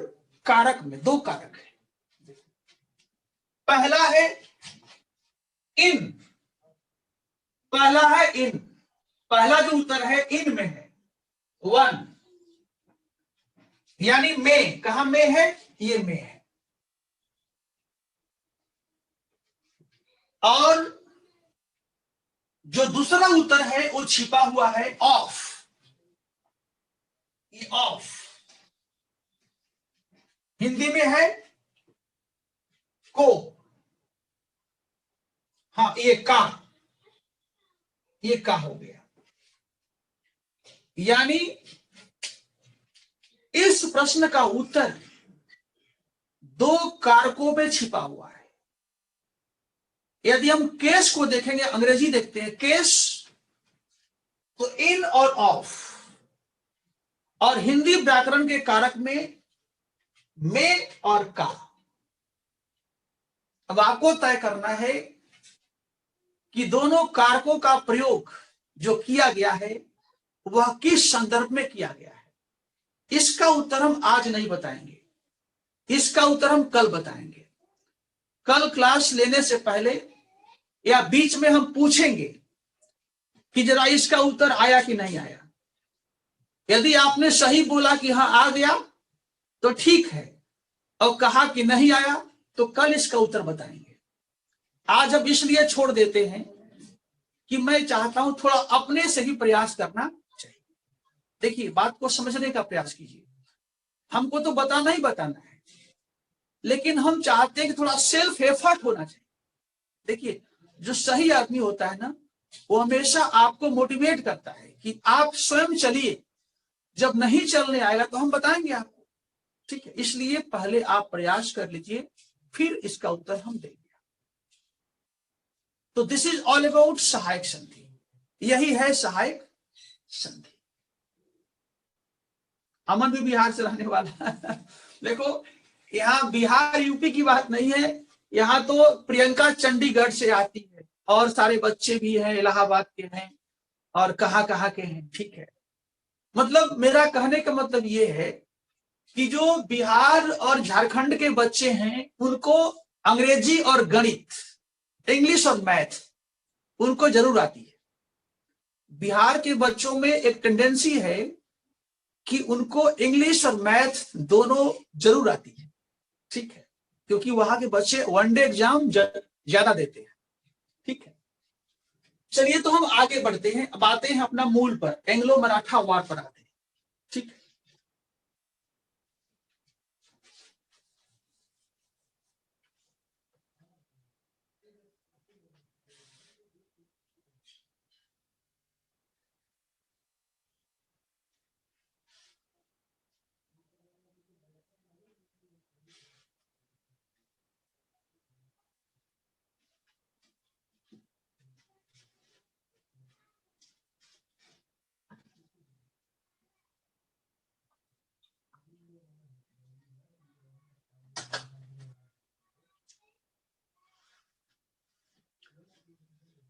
एंग्लो मराठा वार पर आते हैं।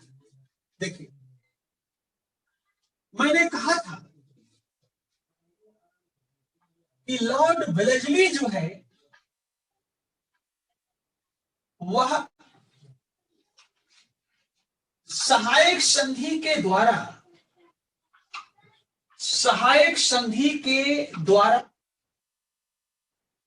भारतीय राज्यों को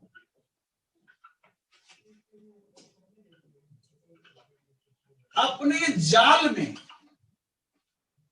अपने साम्राज्यवादी जाल में फंसाना चाहता था।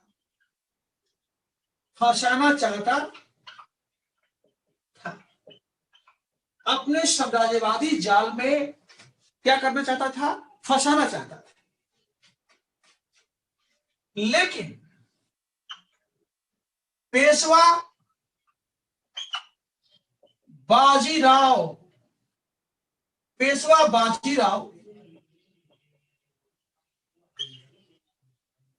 द्वितीय ने सहायक संधि को स्वीकार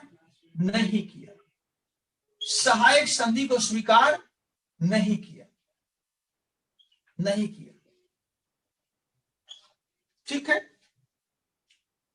लेकिन पेशवा बाजीराव सेकंड ने सहायक संधि को स्वीकार नहीं किया। इसी बीच क्या हुआ? इसी बीच पेशवा बाजीराव सेकंड ने इसी बीच मराठा सरदार जसवंत राव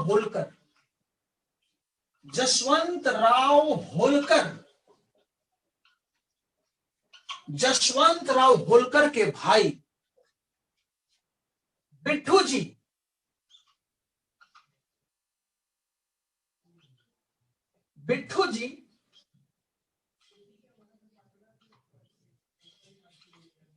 की हत्या करवा दी।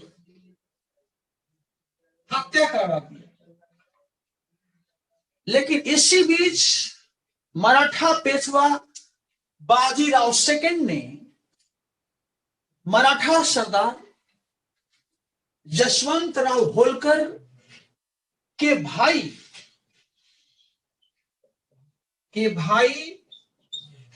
बिट्ठू जी की हत्या करवा दिया।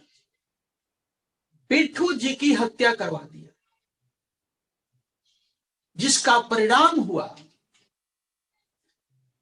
लिखते जाइएगा, जिसका परिणाम हुआ कि जसवंत राव होलकर ने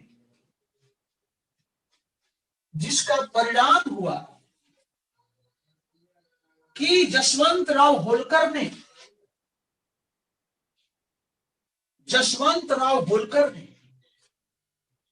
प्रतिशोध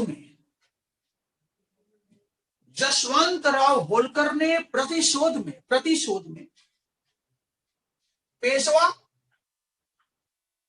तथा उसका सहायक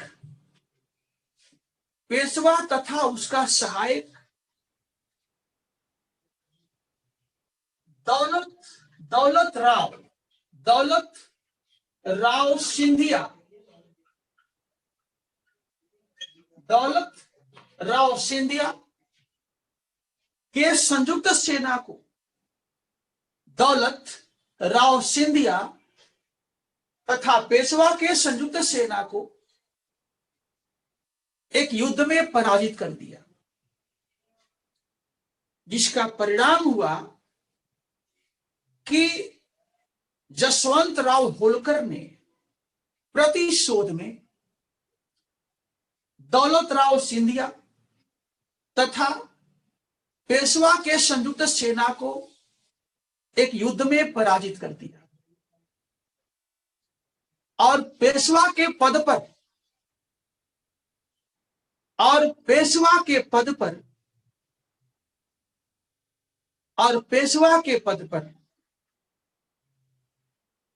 विनायक राव को बैठा दिया और पेशवा के पद पर विनायक राव को बैठा दिया। पेशवा के पद पर विनायक राव को बैठा दिया। Full stop. हताश पेशवा अब सहायक संधि के जाल में फंस गया। हताश पेशवा अब सहायक संधि के जाल में अपने ही फंस गया। हताश पेशवा अब सहायक संधि के जाल में अपने ही फंस गया।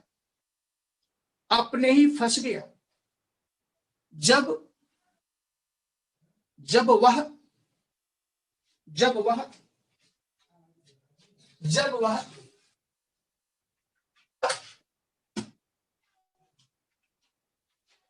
31 दिसंबर को 31 दिसंबर 1802 को 31 दिसंबर 1802 को 31 दिसंबर 1802 को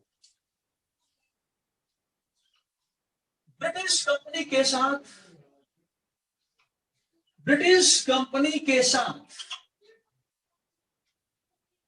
बेसिन की संधि कर लिया। बेसिन की संधि कर लिया।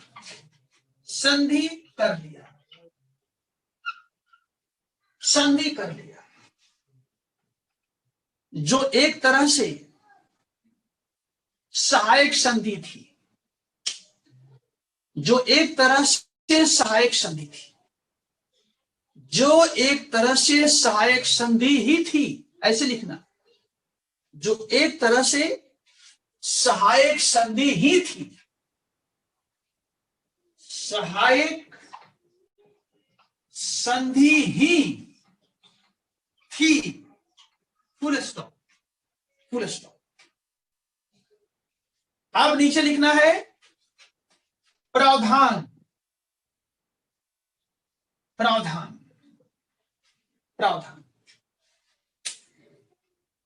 आप लिख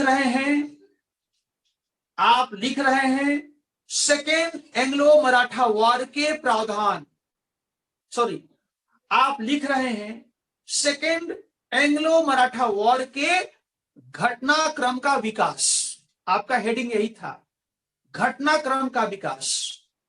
और उस घटनाक्रम के विकास में पहला घटना यही है जो मैं अभी तक लिखवा रहा हूं। उसको नंबरिंग करिएगा, नंबर 1। इसके बाद जब समय आएगा मैं बताऊंगा घटनाक्रम का विकास नंबर 2। अभी समय उसका नहीं आया, इसलिए इसको चलते रहने दीजिए। लिखिए प्रावधान, लिखिए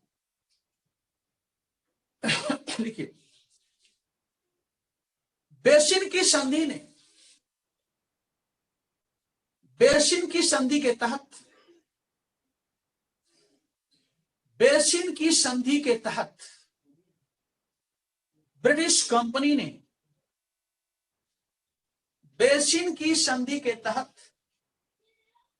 ब्रिटिश कंपनी ने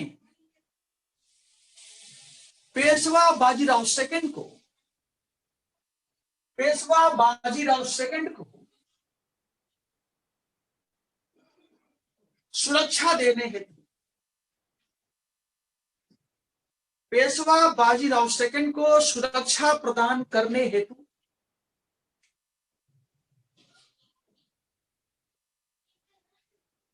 उनके क्षेत्र में एक ब्रिटिश सेना, उनके क्षेत्र में एक ब्रिटिश सेना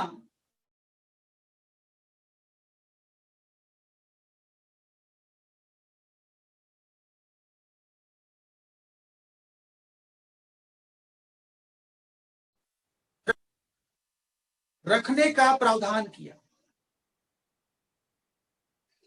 जिसका पूरा खर्च लगभग 26 लाख रुपए, जिसका पूरा खर्च लगभग 26 लाख रुपए वार्षिक पेशवा को प्रदान करना था।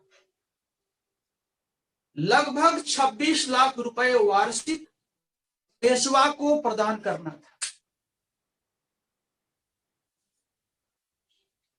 पेशवा को प्रदान करना था।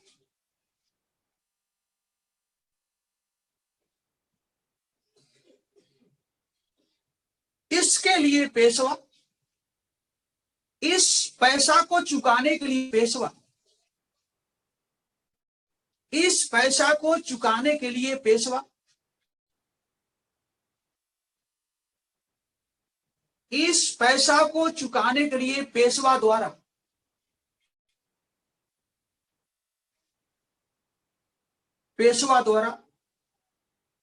अपना कुछ क्षेत्र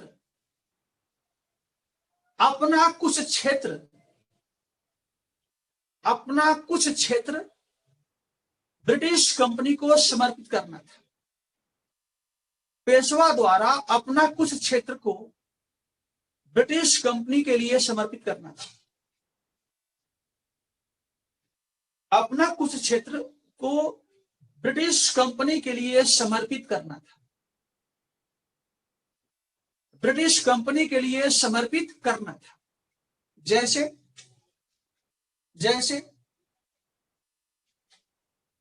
सूरत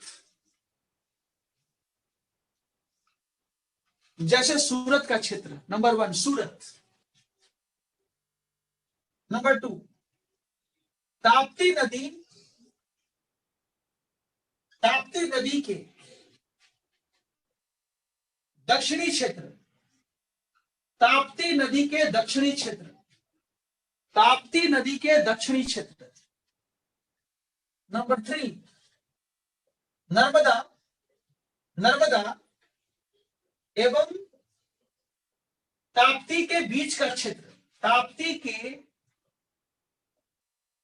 बीच का क्षेत्र, नर्मदा तथा ताप्ती के बीच का क्षेत्र। नंबर 4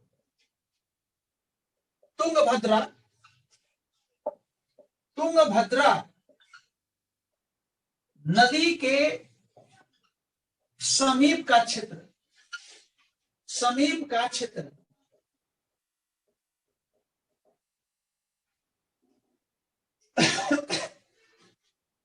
तुंगभद्रा नदी के समीप का क्षेत्र। ये सारा क्षेत्र पेशवा को देना था। किसको? ब्रिटिश कंपनी को। इस पूरे क्षेत्र का जो पैसा है that would be equal to 26 lakh. ध्यान देना, इस पूरे क्षेत्र से बच्चों ध्यान देना, इस पूरे क्षेत्र से जो रेवेन्यू आएगा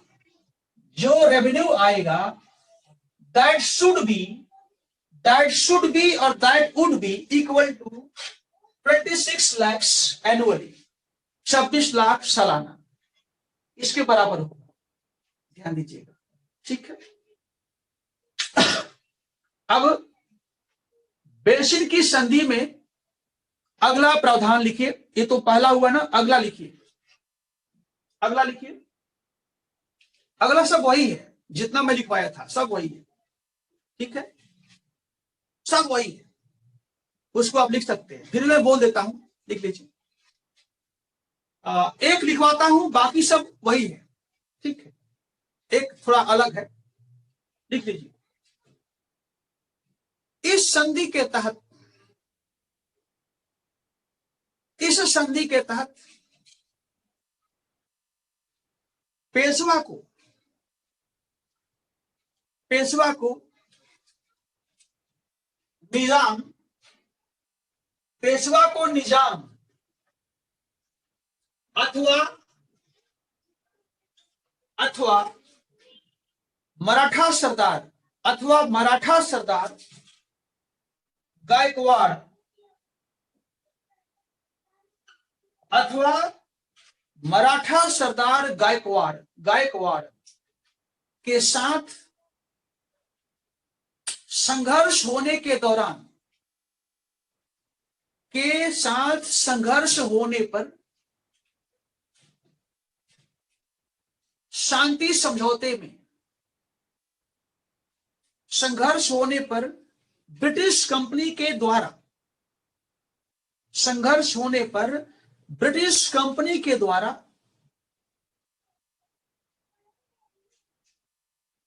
दोनों पक्षों में, दोनों पक्षों में शांति स्थापित होना था, शांति स्थापित होना था, शांति स्थापित होना था, शांति स्थापित होना था। इसका मतलब सुन लीजिए क्या है। इसका मतलब है कि मान लीजिए कि पेशवा में और निजाम में, या पेशवा में और गायकवाड़ में, मान लीजिए कि पेशवा में, पेशवा में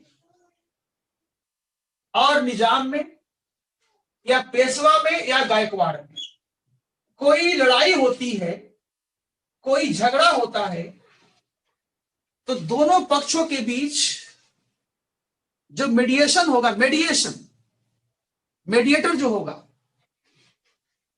वह ब्रिटिश कंपनी, दोनों के बीच जो मीडिएशन किया जाएगा वह ब्रिटिश कंपनी के द्वारा किया जाएगा, ठीक है। और बाकी प्रावधान को आप उतार सकते हैं, वही कि आप अपने यहां एक ब्रिटिश रेजिडेंट रखेंगे। अगला, आप अपनी सेवा में ऐसे व्यक्ति को नहीं रखेंगे जिसका देश का संबंध हमारे देश से अच्छा नहीं है, ठीक है।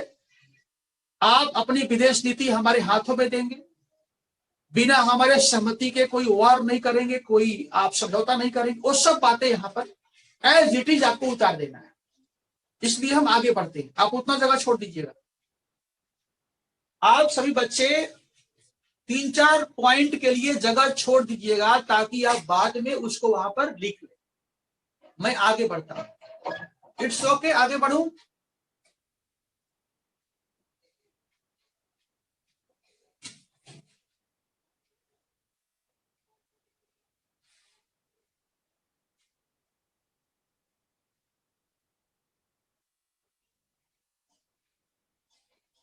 ठीक है, बेसिन की संधि में मैंने कहा कि 2 पॉइंट जो हमने आपको लिखा दिया है, उसके अतिरिक्त जो शेष पॉइंट हैं वो सारे वही होंगे जो सहायक संधि के पॉइंट्स के रूप में आपने लिखा है। तो बिना वजह उसको रिपीट करने से कोई फायदा नहीं, आप उसे अपने घर पर भी कर सकते हैं, ठीक है। अब देखिए, जो संधि हुई बेसिन की, यहां से यूपीएससी कुछ प्रश्नों को पूछ सकती है, ध्यान दीजिएगा, अब पूछी भी है। जो बेसिन की संधि हुई है, यहां से यूपीएससी ने प्रश्न भी किया है, तो आइए सबसे पहले हम उन प्रश्नों को बताते हैं और फिर कहानी को हम आगे बढ़ाएंगे।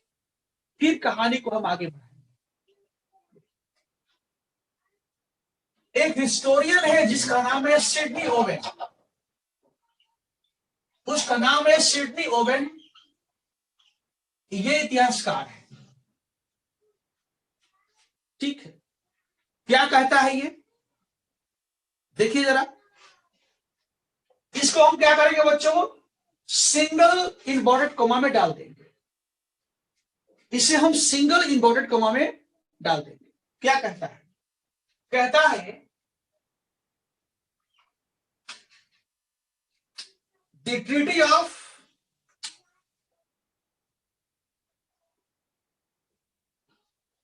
Basin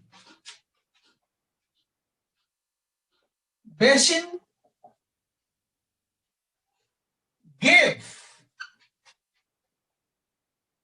the British company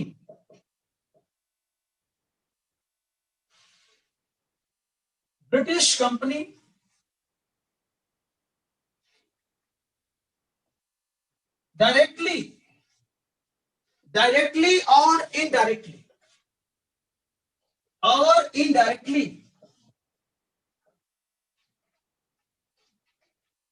the empire of India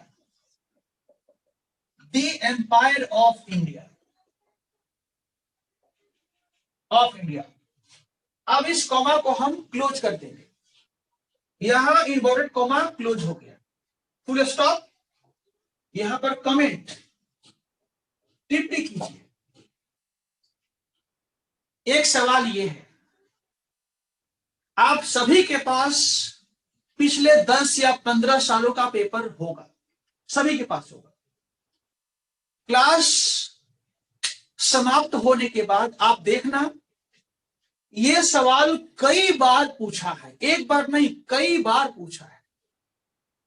चाहे वो आईएएस की परीक्षा हो या स्टेट पीसीएस की परीक्षा हो, चाहे यूपी पीसीएस की परीक्षा हो, चाहे एक यूपीएससी की परीक्षा हो, दोनों परीक्षाओं में ये कई बार पूछा है।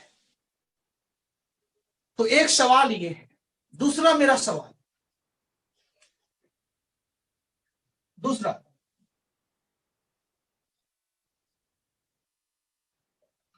The treaty of basin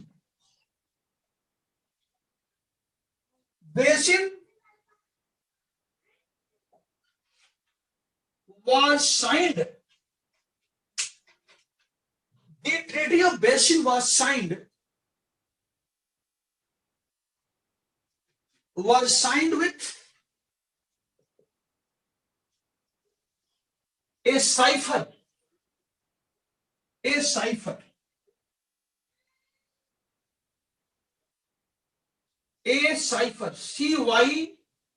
CYPHER, cipher. Comment.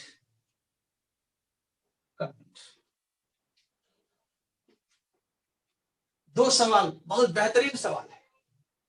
देखिए सवाल क्या कहता है।